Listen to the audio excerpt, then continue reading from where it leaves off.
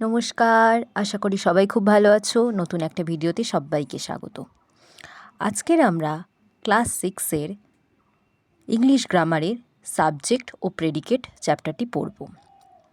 আগের চ্যাপ্টারে আমরা সেন্টেন্স সম্পর্কে বিস্তারিত জেনেছি। এই চ্যাপ্টারে আমরা সাবজেক্ট ও প্রেডিকেট সম্পর্কে বিস্তারিতভাবে জানব। চলো শুরু করা যাক। প্রথমেই আমরা জানব সেন্টেন্সকে কয় ভাগে ভাগ করা যায়। সেন্টেন্সকে দুই ভাগে ভাগ করা যায়। একটা হচ্ছে সাবজেক্ট অর্থাৎ উদ্দেশ্য, আর একটা হচ্ছে প্রেডিকেট বা বিধেয়। সাবজেক্ট বা উদ্দেশ্য কাকে বলে, তার সংজ্ঞা কী? যে বস্তু বা ব্যক্তির উদ্দেশ্যে কিছু বলা হয়ে থাকে তাকে বলা হয় সাবজেক্ট বা উদ্দেশ্য। যেমন কীরকম? স্বামী বিবেকানন্দ ওয়াজ a great Monk. Swami Vivekananda একজন মহান সন্ন্যাসী ছিলেন। এখানে স্বামী বিবেকানন্দ সম্পর্কে কিছু উদ্দেশ্য করে বলা হচ্ছে, সেই জন্য এখানে স্বামী বিবেকানন্দ হলেন সাবজেক্ট, অর্থাৎ এই বাক্যের উদ্দেশ্য, এই সেন্টেন্সের সাবজেক্ট। আর প্রেডিকেট কাকে বলে? প্রেডিকেটের সংজ্ঞাটা আমরা জেনে নিই। সাবজেক্টের সম্পর্কে যা কিছু বলা হয় তাকে বলা হয় প্রেডিকেট বা বিধেয়। আবার একই উদাহরণ দেখা যাক। স্বামী বিবেকানন্দ ওয়াজ a great Monk. Swami Vivekananda subject, আর বাকি তিনি কেমন ছিলেন বা তিনি কী ছিলেন? ওয়াজ এ গ্রেট মঙ্ক, তিনি একজন মহান সন্ন্যাসী ছিলেন।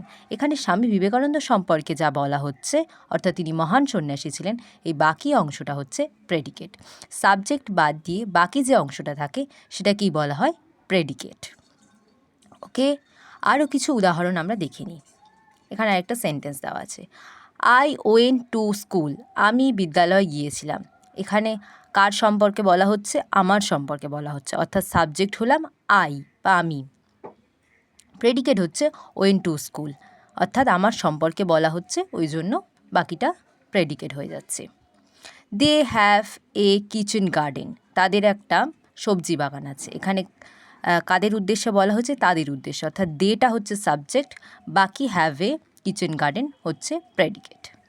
Next, Matthew Haden is a great batsman. Matthew Haden একজন বিখ্যাত ব্যাটসম্যান হচ্ছেন।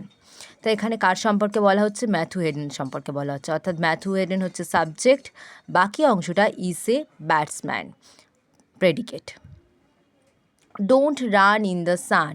রোদে দৌড়িও না, অর্থাৎ এখানে বলা হচ্ছে রোদে দৌড়িও না, অর্থাৎ তুমি রোদে দৌড়িও না। এখানে ইউ অর্থাৎ সাবজেক্টটা উজ্জ রয়েছে, এখানে সাবজেক্ট উজ্জ, ইউটা এখানে সাবজেক্ট, বাকি পুরো বাক্যটাই don't run in the sun, এটা বিধেয়, অর্থাৎ তোমার সম্পর্কে বলা হচ্ছে যে তুমি রোদে দৌড়িও না।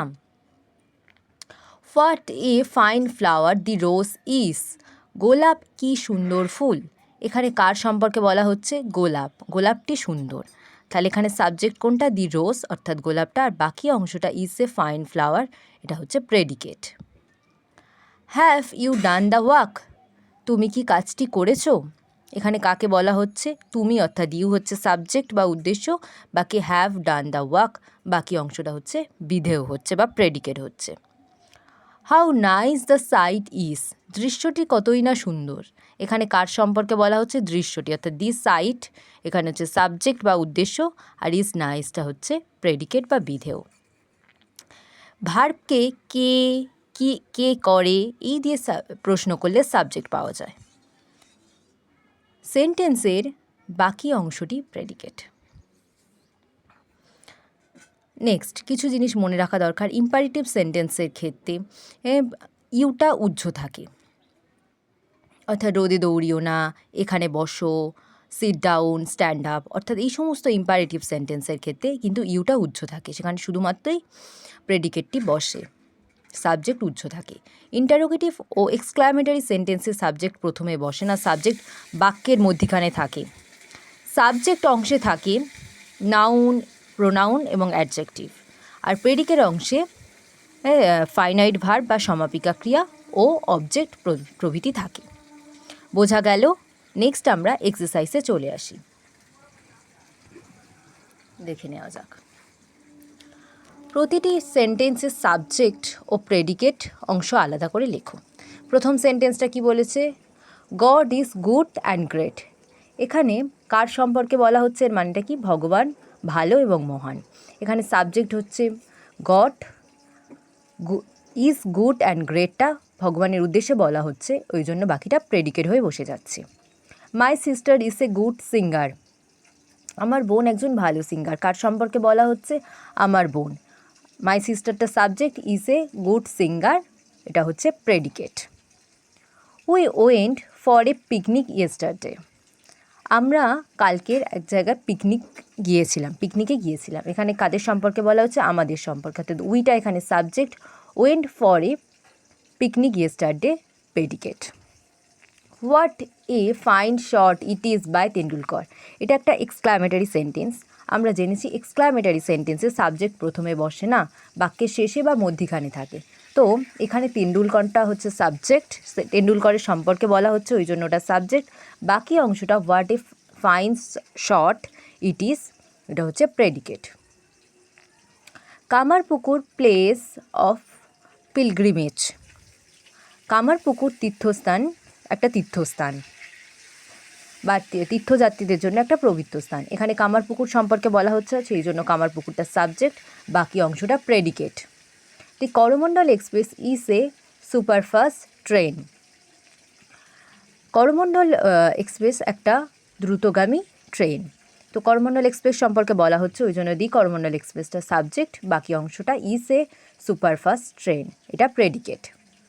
Srinath is a fine bowler, এখানে শ্রীনাথ একজন খুব ভালো বোলার। এখানে সাবজেক্ট তাহলে কোনটা? শ্রীনাথ, আর শ্রীনাথের সম্পর্কে যা বলা হচ্ছে ইজ এ ফাইন বোলার, অংশটি predicate.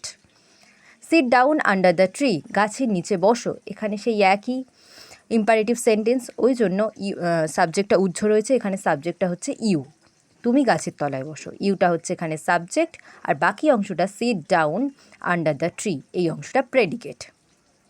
How nice the picture is, এটা হচ্ছে এক্সক্লামেটরি সেন্টেন্স, ছবিটা কি সুন্দর।